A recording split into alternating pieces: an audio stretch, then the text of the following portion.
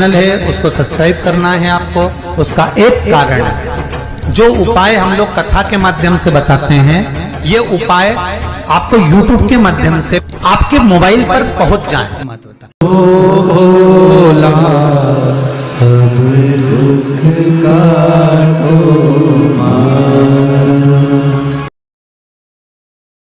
इन कौरवों को तो छाट छाट कर मारूंगा। भगवान कृष्ण ने कहा, रावण हमने तुमको युद्ध करने के लिए नहीं बुलाया। रावण कहते हैं, तो पिताजी हमें आपकी बलि चढ़ाना है। मेरी बलि? हाँ। क्यों?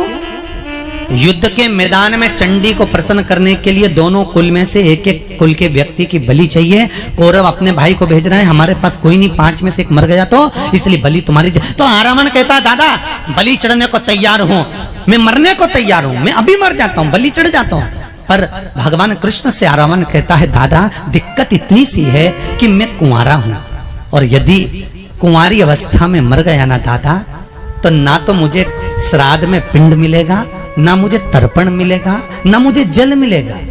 बहुत ध्यान देना महाराज, इस शिवपुराण की कथा में शास्त्र कहता है कि कुंवारी अवस्था में यदि कोई मर जाता है तो ना तो उसको पिंड लगता है, ना उसको तर्पण लगता है, ना श्राद्ध में ब्राह्मण का भोजन लगता है, ना गौ माता की रोटी लगती है, ना कौवे की कागल लगती है, ना धूप लगती है।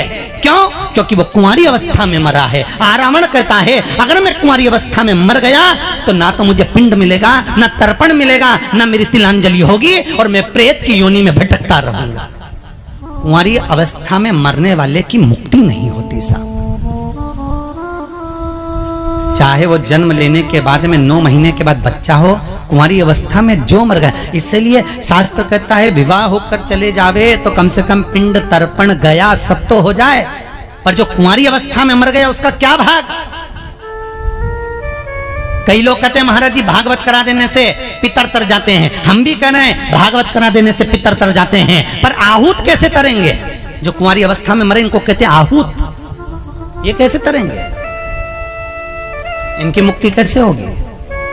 शिव महापुराण की उमा खंड में लिखा है कि केवल एक शिव महापुराण ऐसा तत्व है कि कोई अगर कुंवारी अवस्था में 7 गांव, जिस गांव में शिव पुराण होती है उसके 7 गांव में भी अगर कोई कुंवारी अवस्था में मर गया होता है, और 7 गांव का व्यक्ति में से कोई एक व्यक्ति भी शिव पुराण की कथा में जाकर बैठ जाता है तो उसका पूरे गांव के कुंवारे तर जाते हैं साथ, अगर कोई कुंवारी अवस्था में भी चले गया है।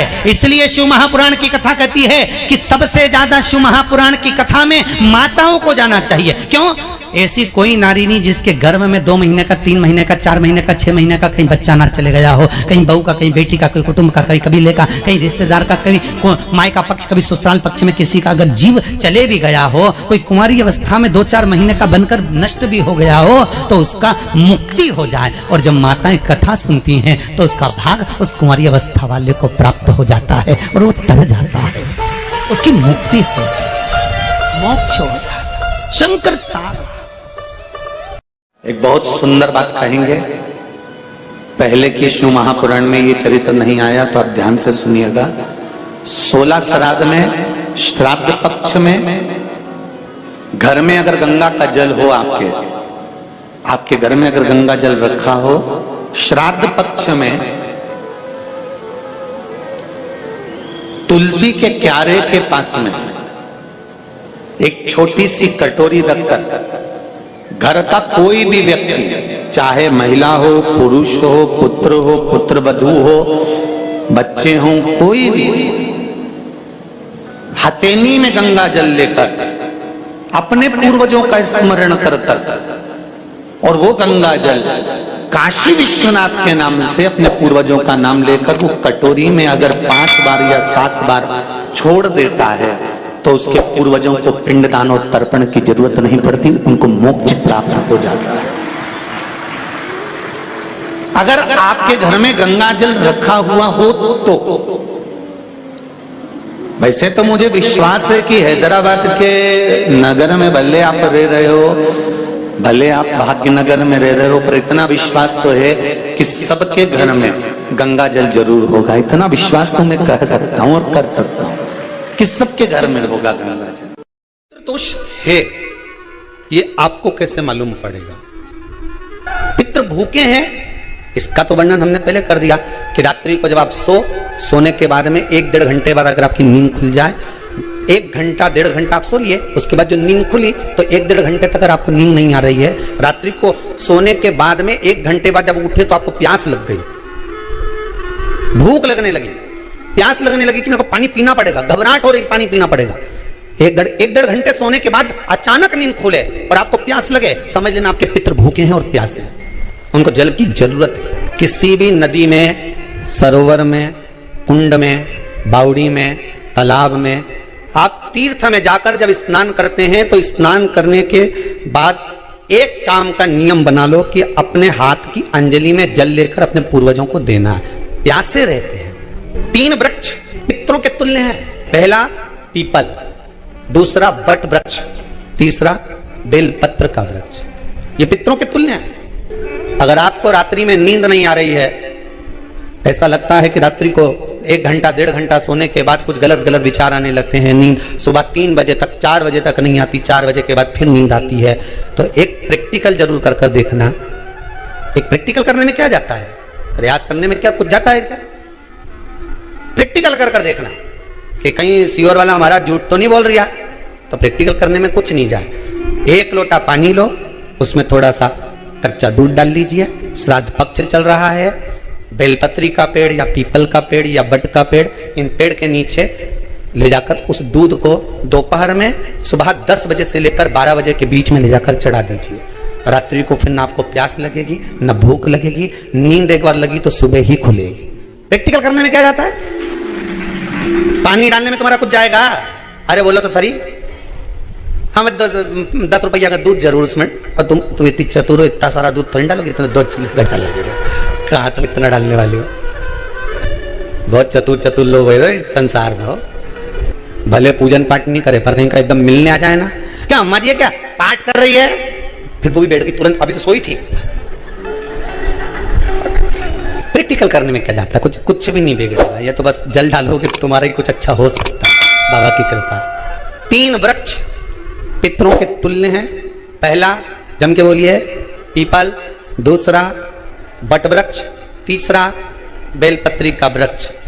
3 पीपल के वृक्ष में 52,000 ब्राह्मण एक साथ निवास करते हैं, इसलिए पितृतुल्य है। बट वृक्ष ब्रह्मा जी के मस्तक से बना, इसलिए पितृतुल्य है। और बेलपत्री का वृक्ष माता पार्वती जी के अश्रु से बना, जब आंसू गिरे थे माता जगत जननी जगदम्बा पार्वती के, उस समय पर पितृलोक में हलचल उत्पन्न हो गई थी। हमारी नातिन की आंख में आंसू कैसे आ गए?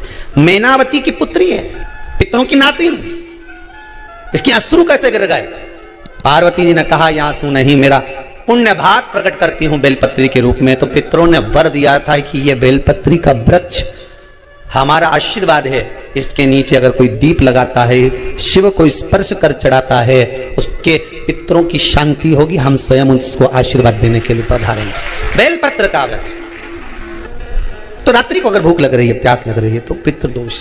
दूसरा पितृदोष का लक्षण बताया, घर में कोई शुभ कार्य ना हो, वंश की वृद्धि ना हो, 1 रुपये कमाओ 1.25 रुपये खर्च हो रहे हैं, पैसा 10 जगह से कमाई आ रही है पर घर में टिक नहीं पा रही है, आया गया, पितृदोष।